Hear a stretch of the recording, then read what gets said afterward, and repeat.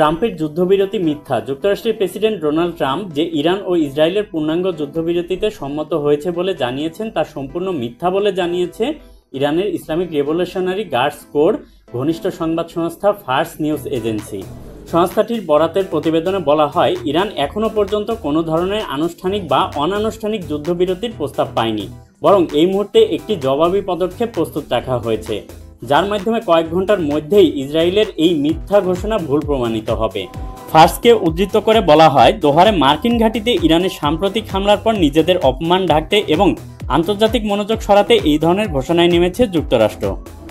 এর আগে president Donald Trump বলেছিলেন, ইরান ও ইসরায়েল একটি পূর্ণাঙ্গ যুদ্ধবিরতিতে পৌঁছেছে, আগামী 24 ঘন্টার মধ্যে তা কার্যকর হবে। তিনি আরও বলেন, এই সংঘাত যদি ছড়াতো তাহলে মধ্যপ্রাচ্য জুড়ে ভয়াবহ ধ্বংস ডেকে আনতে পারত।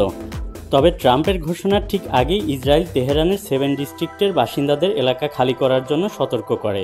এরপর সেখানে বিমান হামলার খবর আসে। পাল্টা জবাবে ইরান ইসরায়েল বিভিন্ন শহরের জন্য সতর্কতা জারি করেছে। বিশ্লেষকদের মতে ট্রাম্পের যুদ্ধবিরতির ঘোষণাটি রাজনৈতিক বার্তা হিসাবে গুরুত্বপূর্ণ হলেও মাঠ পর্যায়ে যুদ্ধ এখনও বন্ধ হয়নি, বরং বিবৃতি ও বাস্তবতার মধ্যকার এই ফারাক পরিস্থিতিকে আরও জটিল করে তুলেছে।